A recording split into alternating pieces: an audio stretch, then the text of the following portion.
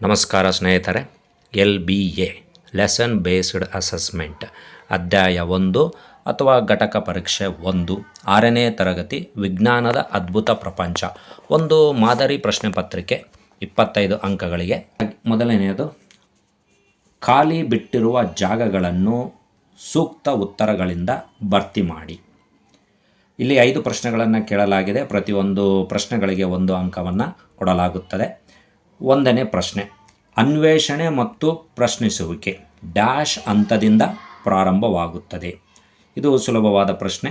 ಅನ್ವೇಷಣೆ ಮತ್ತು ಪ್ರಶ್ನಿಸುವಿಕೆ ಬಾಲ್ಯದ ಹಂತದಿಂದ ಪ್ರಾರಂಭವಾಗುತ್ತದೆ. 2ನೇ ಪ್ರಶ್ನೆ, ಪ್ರಯೋಗಗಳ ಮೂಲಕ ಉತ್ತರಗಳನ್ನು ಕಂಡು ಹಿಡಿಯುವ ಪ್ರಕ್ರಿಯೆಯನ್ನು ಡ್ಯಾಶ್ ಎನ್ನುತ್ತಾರೆ. ಪ್ರಯೋಗಗಳ ಮೂಲಕ ಉತ್ತರಗಳನ್ನು ಕಂಡುಹಿಡಿಯುವ ಪ್ರಕ್ರಿಯೆಯನ್ನು ವೈಜ್ಞಾನಿಕ ವಿಧಾನ ಎನ್ನುತ್ತಾರೆ. ಇದು ಕೂಡ ಸುಲಭದ ಪ್ರಶ್ನೆ. 3ನೇ ಪ್ರಶ್ನೆ, ಡ್ಯಾಶ್ ಎಂಬುದು ವಸ್ತುಗಳನ್ನು ಸೂಕ್ಷ್ಮವಾಗಿ ಗಮನಿಸುವ ಕ್ರಿಯೆ. ಇದು ಒಂದು ಕಠಿಣ ಪ್ರಶ್ನೆ. ಇದು ನೋಡಿ, ಮೊದಲೇದು ಹೇಳಿದ್ನಲ್ಲ ಬಾಲ್ಯದ ಉತ್ತರ, 2ನೇದು ವೈಜ್ಞಾನಿಕ ವಿಧಾನ, 3ನೇ ಉತ್ತರ ವೀಕ್ಷಣೆ. ವೀಕ್ಷಣೆ ಎಂಬುದು ವಸ್ತುಗಳನ್ನು ಸೂಕ್ಷ್ಮವಾಗಿ ಗಮನಿಸುವ ಕ್ರಿಯೆ. 4ನೇ ಪ್ರಶ್ನೆ, ವಿಜ್ಞಾನದಲ್ಲಿ ಕಲ್ಪನೆಗಳನ್ನು ಡ್ಯಾಶ್ ಮಾಡಿ ಪರೀಕ್ಷಿಸಲಾಗುತ್ತದೆ. ವಿಜ್ಞಾನದಲ್ಲಿ ಕಲ್ಪನೆಗಳನ್ನು ಪ್ರಯೋಗಗಳನ್ನು ಮಾಡಿ ಪರೀಕ್ಷೆ ಮಾಡಲಾಗುತ್ತದೆ.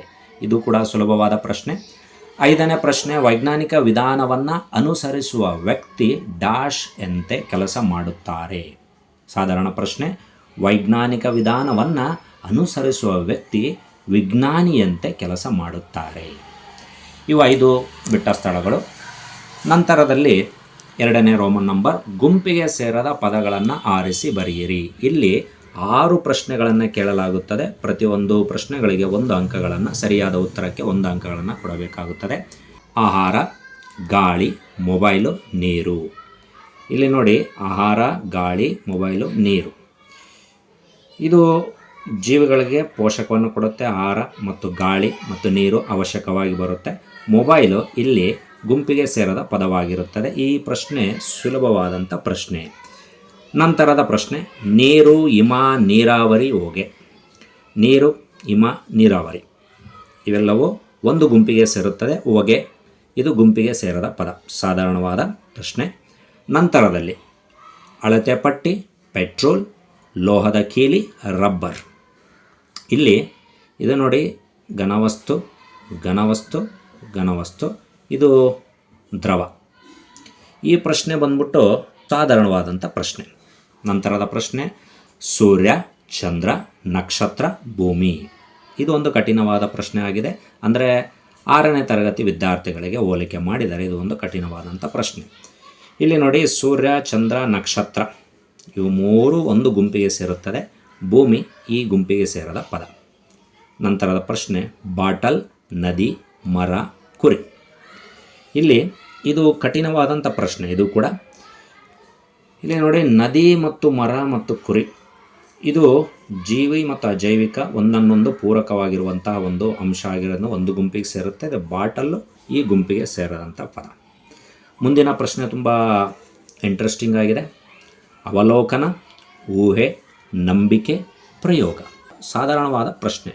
ನಮ್ಮ ವೈಜ್ಞಾನಿಕ ವಿಧಾನಗಳಲ್ಲಿ, ವೈಜ್ಞಾನಿಕ ಚಿಂತನೆಗಳಲ್ಲಿ ಅವಲೋಕನ, ಊಹೆ ಮತ್ತು ಪ್ರಯೋಗ ಇವು ಒಂದಕ್ಕೊಂದು ಪೂರಕವಾಗಿಯೇ, ಅಂದರೆ ಯಾವುದನ್ನ ಒಂದು ಪ್ರಯೋಗ ಮಾಡದೆ ನಂಬುವಂಥದ್ದು ವೈಜ್ಞಾನಿಕ ತಳಹದಿಯಲ್ಲಿ ಬರುವುದಿಲ್ಲ. ಹಾಗಾಗಿ ನಂಬಿಕೆ ಇದು ಗುಂಪಿಗೆ ಸೇರದ ಪದ. ಹೊಂದಿಸಿ ಬರೆಯಿರಿ. ಎ ಪಟ್ಟಿಯನ್ನು ಬಿ ಪಟ್ಟಿಯೊಂದಿಗೆ ಹೊಂದಿಸಿ ಬರೆಯಿರಿ. ಇಲ್ಲಿ 2, ಒಂದು ಎ ಪಟ್ಟಿ ಇದೆ, ಇನ್ನೊಂದು ಬಿ ಪಟ್ಟಿ ಇದೆ. ಎ ಪಟ್ಟಿಯಲ್ಲಿ ಬೀಜ, ಕರು, ಕಂಬಳಿ ಹುಳು, ಮೊಟ್ಟೆ. ಬಿನಲ್ಲಿ ಹಸು, ಚಿಟ್ಟೆ, ಕೋಳಿಮರಿ ಮತ್ತು ಸಸ್ಯ. ಬೀಜ ನಿಮಗೆ ಗೊತ್ತಿರುವಂತೆ ಸಸ್ಯಕ್ಕೆ, ಕರು ಹಸಿಗೊಂದಕ್ಕೆ ಆಗುತ್ತೆ, ಕಂಬಳಿ ಹುಳು, ಚಿಟ್ಟೆ, ಮೊಟ್ಟೆ, ಕೋಳಿಮರಿ. ತದನಂತರದಲ್ಲಿ ಈ ಕೆಳಗೆ ಕೊಟ್ಟಿರುವ ಪ್ರತಿ ಪ್ರಶ್ನೆಗೆ ನೀಡಿರುವ 4 ಪರ್ಯಾಯಗಳಲ್ಲಿ ಅತ್ಯಂತ ಸೂಕ್ತವಾದ ಉತ್ತರವನ್ನು ಆರಿಸಿ ಬರೆಯಿರಿ. ಇಲ್ಲಿ 5 ಪ್ರಶ್ನೆಗಳನ್ನು ಕೇಳಲಾಗುತ್ತದೆ. ಪ್ರತಿಯೊಂದು ಪ್ರಶ್ನೆಗಳಿಗೆ 1 ಅಂಕವನ್ನು, ಸರಿಯಾದ ಉತ್ತರ ಕೊಟ್ಟವರಿಗೆ 1 ಅಂಕವನ್ನು ನೀಡಲಾಗುತ್ತದೆ. ಇಲ್ಲಿ ಹೊಂದಿಸಿ ಬರೆಯರಿಗೆ ನಾನು 4 ಅಂಕವನ್ನು ಕೊಟ್ಟಿರುತ್ತೇನೆ. ಇದು ಸುಲಭವಾದಂಥ ಹೊಂದಿಸಿ ಬರೆಯರ ಒಂದು ಉದಾಹರಣೆ. ಕುತೂಹಲ ನಮಗೆ ಏನನ್ನು ಕೇಳಲು ಪ್ರೇರಣೆ ನೀಡುತ್ತದೆ.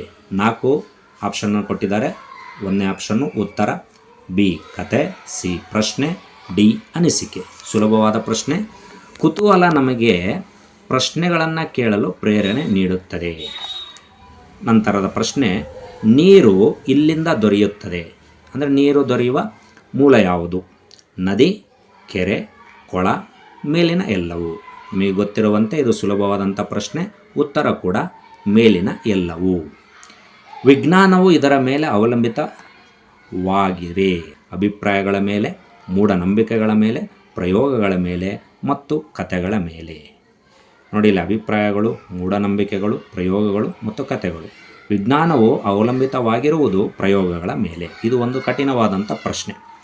ನಂತರದಲ್ಲಿ ಭೂಮಿಯು ಬೆಳಕು ಮತ್ತು ಶಾಖವನ್ನು ಇದರಿಂದ ಪಡೆಯುತ್ತದೆ. ಭೂಮಿ ಯಾವುದರಿಂದ ಬೆಳಕು ಮತ್ತು ಶಾಖವನ್ನು ಪಡೆಯುತ್ತದೆ? ಸೂರ್ಯ, ಚಂದ್ರ, ಉಪಗ್ರಹ, ನಕ್ಷತ್ರ. ಇದು ಒಂದು ಕಠಿಣವಾದ ಪ್ರಶ್ನೆ. 6ನೇ ತರಗತಿ ವಿದ್ಯಾರ್ಥಿಗಳಿಗೆ ಹೋಲಿಕೆ ಮಾಡಿದ್ದಾರೆ. ಸೂರ್ಯನಿಂದ ಬೆಳಕು ಮತ್ತು ಶಾಖವನ್ನು ಭೂಮಿಯು ಪಡೆಯುತ್ತದೆ. ಕೆಳಗಿನವುಗಳಲ್ಲಿ ಯಾವುದು ವೈಜ್ಞಾನಿಕ ವಿಧಾನದ ಹಂತವಲ್ಲ? ಊಹೆ, ತೀರ್ಮಾನ, ಕನಸು ಮತ್ತು ಪ್ರಶ್ನೆ. ನೋಡಿ, ವೈಜ್ಞಾನಿಕ ವಿಧಾನ, ವೈಜ್ಞಾನಿಕ ಚಿಂತನೆ, ವೈಜ್ಞಾನಿಕ ಪ್ರಯೋಗಗಳು ಅಂತೇನು ಬರ್ತೀವಲ್ಲ ಅದರಲ್ಲಿ ವೈಜ್ಞಾನಿಕ ಅಂತ ಊಹೆ ಬರುತ್ತೆ, ತೀರ್ಮಾನ ಬರುತ್ತೆ, ಪ್ರಶ್ನೆ ಬರುತ್ತೆ, ಕನಸು ಬರುವುದಿಲ್ಲ ಅಲ್ಲಿ. ಈ ಕೆಳಗಿನ ಪ್ರಶ್ನೆಗಳಿಗೆ ಉತ್ತರಿಸಿ 5 ಪ್ರಶ್ನೆಗಳನ್ನು ಕೇಳಲಾಗುತ್ತದೆ. ಸರಿಯಾದ ಉತ್ತರಕ್ಕೆ 1 ಅಂಕಗಳನ್ನು ನೀಡಲಾಗುತ್ತದೆ.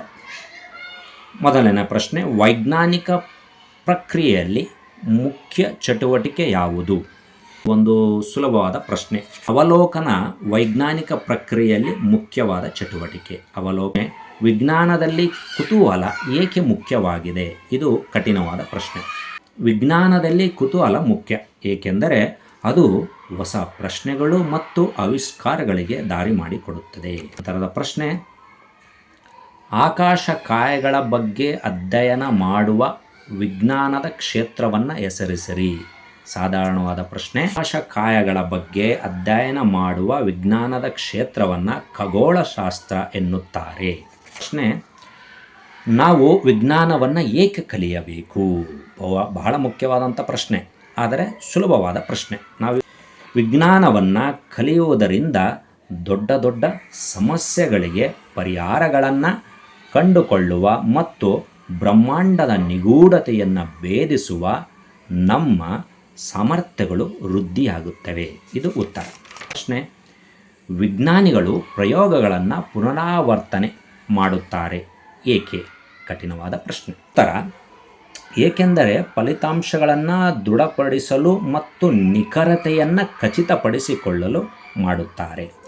ಈ ರೀತಿ ಒಂದು ಉತ್ತರ, ವಿಜ್ಞಾನದ ಅದ್ಭುತ ಲೋಕಕ್ಕೆ ನೀವೊಂದು ಉತ್ತರವನ್ನು ರೆಡಿ ಮಾಡಬೇಕಾಗುತ್ತೆ. 6ನೇ ತರಗತಿ ನಾನು ಹೇಳಿದಂತೆ ಇಲ್ಲಿ ಬಿಟ್ಟ ಸ್ಥಳಗಳಿಗೆ ಸರಿಯಾದ ಉತ್ತರವೂ ಇದೆ. ಅದರ ನಂತರ ಮತ್ತು ಪದಗಳನ್ನು ಆರಿಸಿ ಬರೆಯಲು ಕೂಡ ಇಲ್ಲಿ ಉತ್ತರ ಇದೆ. ತದನಂತರ ಹೊಂದಿಸಿ ಬರೆಯಲು ಉತ್ತರ ಇದೆ ಮತ್ತು ಸೂಕ್ತ ಉತ್ತರ ಆರಿಸಿ ಬರೆಯಿರಿ. ಇಲ್ಲಿ ಕೂಡ ಉತ್ತರವನ್ನು ಬರೆದಿರುತ್ತೇನೆ. ನಂತರ ಚರ್ಚೆ ಮಾಡಿದ ಹಾಗೆ 1 ಅಂಕದ ಪ್ರಶ್ನೆಗಳಿಗೆ 1 ವಾಕ್ಯ ಅಥವಾ 1 ಪದದ ಉತ್ತರಗಳಿಗೆ ಪ್ರಶ್ನೆಗಳನ್ನು ಈ ರೀತಿ ತಯಾರಿಸಬೇಕು. ಧನ್ಯವಾದಗಳು.